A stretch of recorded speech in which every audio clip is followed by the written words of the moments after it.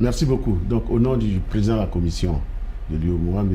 Ablaye Diop, je voudrais remercier votre chaîne de télévision qui, chaque fois que nécessaire, nous donne l'opportunité de présenter nos activités, ce qui permet donc non seulement à la sous-région, mais au plan international de connaître ce que la commission de l'UEMOA fait. Alors effectivement, en 2007, les autorités de l'UEMOA ont décidé, par acte additionnel, de créer un organisme chargé de l'accréditation dans l'Afrique de l'Ouest, dans notre sous-région. Il faut qu'il y ait des organismes qui donnent un cachet sur la qualité de ce que ces opérateurs font. Et notamment, dans la branche qualité, nous avons le volet accréditation qui est absolument nécessaire parce que, je donne un exemple, prenons la Covid.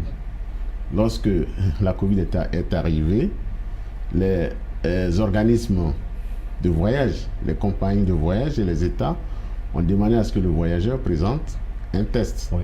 Mais ce test doit être en conformité. D'ailleurs, c'est ça, un test de conformité par rapport à la Covid. Mais qui assure cette conformité? Donc, ce sont les laboratoires qui font les examens et qui certifient que le test est de qualité. De qualité, oui. Et pour que ce laboratoire ait des résultats et des analyses reconnues, il faut bien qu'il y ait un organisme public indépendant, crédible, qui donne ce blanc-seing. Qui puisse l'accréditer. Qui puisse l'accréditer. C'est cela l'accréditation.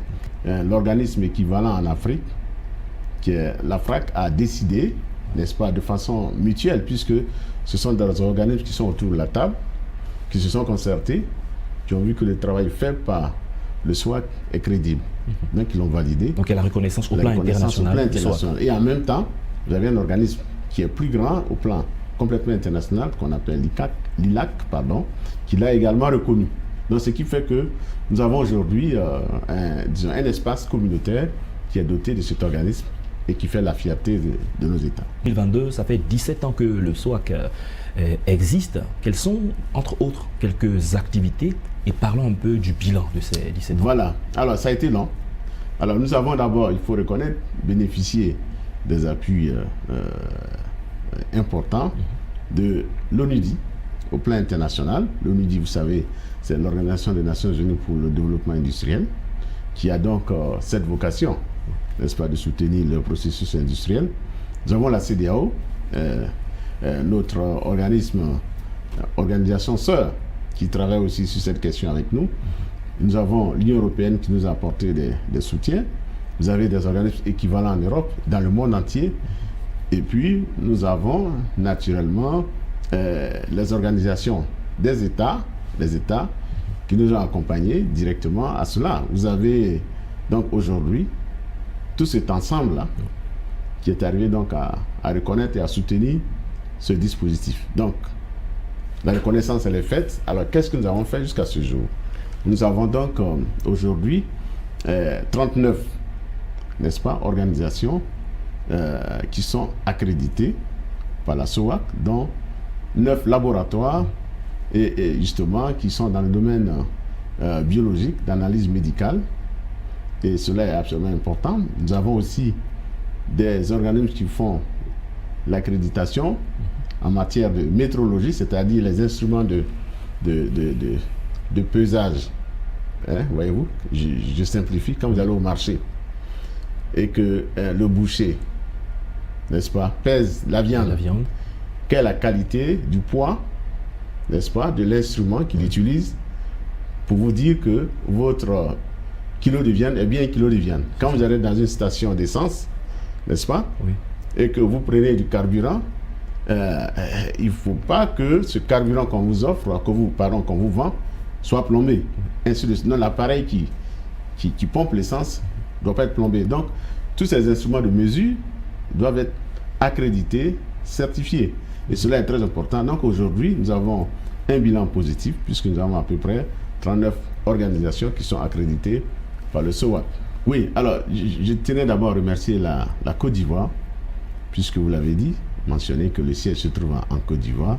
Effectivement, en dehors, n'est-ce pas, d'un accord de siège que nous avons négocié avec la Côte d'Ivoire, qui a donc fini par nous le concéder en fin d'année dernière. Nous sommes très heureux pour cela. On voulait remercier les autorités ivoiriennes pour avoir accepté, n'est-ce pas, d'accueillir le siège et de nous faciliter, n'est-ce pas, cet accord de siège. Et aussi, nous avons du personnel qui est là sur place, qui est donc installé, qui travaille dans ce sens. Et aujourd'hui, ce personnel est rassuré puisqu'il y a une reconnaissance internationale qui est faite.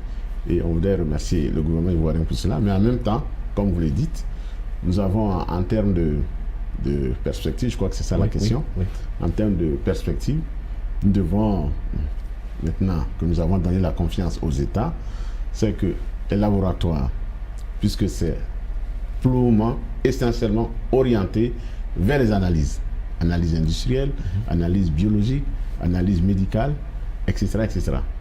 La preuve, nous donnons l'accréditation à un organisme, je vous ai dit tout à l'heure, qui faisait les analyses sur la Covid.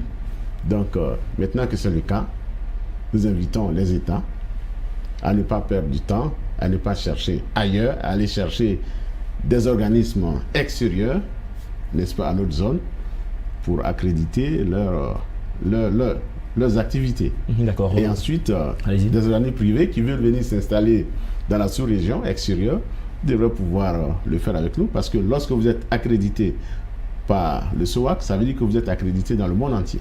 Ah justement, c'est à ça que nous allons en venir. Le fait que la SOAC ait la reconnaissance au plan international, au plan mondial, quels sont les enjeux directs pour la zone dans laquelle nous sommes? Les enjeux, c'est que ça rassure l'investisseur, ça rassure le consommateur, ça rassure aussi nos partenaires du continent. Dernière question, certainement en moins de 30 secondes. Le fait que la Côte d'Ivoire ait donné l'accord de siège, quel est l'impact sur la Côte d'Ivoire et de façon stratégique la Côte d'Ivoire pour l'Union? Je pense que la Côte d'Ivoire joue aussi son rôle de leadership dans la sous-région. Quand vous assurez un leadership, il faut l'assumer. Je crois que c'est le premier élément pour la Côte d'Ivoire. Le deuxième élément, c'est que l'intégration se nourrit de solidarité. Donc c'est un acte de solidarité très fort qu'il faut signaler. Merci, docteur Paul Kofi. Je rappelle que vous êtes commissaire de l'UEMOA, département du développement de l'entreprise des mines, de l'énergie et de l'économie numérique. Merci d'avoir accepté à nouveau de passer sur notre plateau. C'est moi. Nous aurons toujours plaisir à vous recevoir. C'est moi qui vous remercie. Avec vous, nous avons parlé du système ouest-africain d'accréditation. Nous avons passé en revue son bilan. C'est la fin de cette émission. Merci à tous de l'avoir suivi. Bonne suite de nos programmes sur Medium.